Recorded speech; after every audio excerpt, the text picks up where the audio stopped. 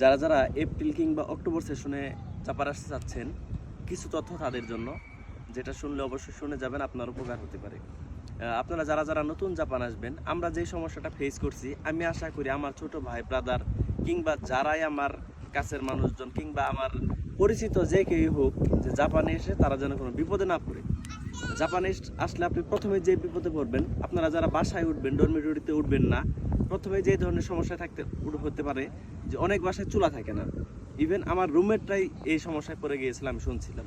তারা নাকি টানা 3 দিন শুকনো খাবার খেয়ে থাকছে।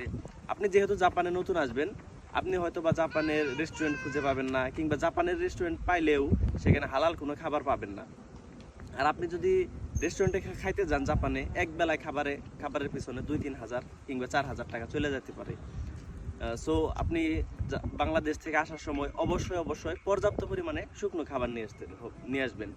হতে পারে চিড়া, মুড়ি, গুড় কিংবা বিস্কুট, এই জাতীয় খাবারগুলো আপনি সাথে করে নিয়ে আসতে পারবেন, বা এই জাতীয় খাবার আপনি নিয়ে আসবেন অবশ্যই, যেটা আপনাকে অনেক কাজে দেবে। আর আপনি যেহেতু জাপানে আসবেন, সেহেতু আপনার জব পাইতে 1-1.5-2 মাস কিংবা 3 মাস পর্যন্ত সময় লেগে যাইতে পারে। আপনি পর্যাপ্ত পরিমাণে টাকা পয়সা নিয়ে আসবেন, যাতে আপনি অন্তত পক্ষে 2 মাস জাপানে চলতে পারেন। এবং কিছু জিনিস জাপানে না আনলেই নয়, যেগুলো আপনি আসার সময় জাপান নিয়ে আসবেন। সেগুলো হচ্ছে যে, ধরেন একটা রেইনকোট।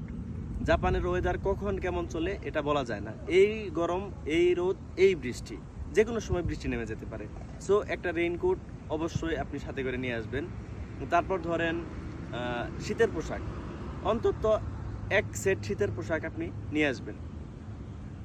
তাছাড়াও যেগুলো রয়েছে সেগুলো হচ্ছে যে, আপনি ধরেন জাপানে আসবেন, আর জাপানের ওয়েদার হচ্ছে যখন গরম থাকে প্রচণ্ড রোদ, এবং অতিরিক্ত রোদের কারণে আপনার গায়ের চামড়া পুড়ে যাবে, এরকম ধরনের রোদ পড়ে।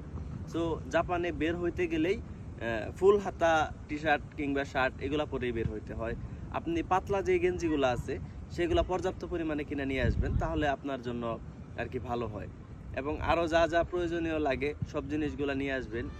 আর জাপানের জীবনটা সহজ হবে সবার জন্য, এই কামনা করি। যারা অক্টোবর সেশনে সিও পেয়েছেন, সকলের জন্য দোয়া রইল। ইনশাল্লাহ আপনারা ভিসা নিয়ে খুব দ্রুত জাপান চলে আসবেন।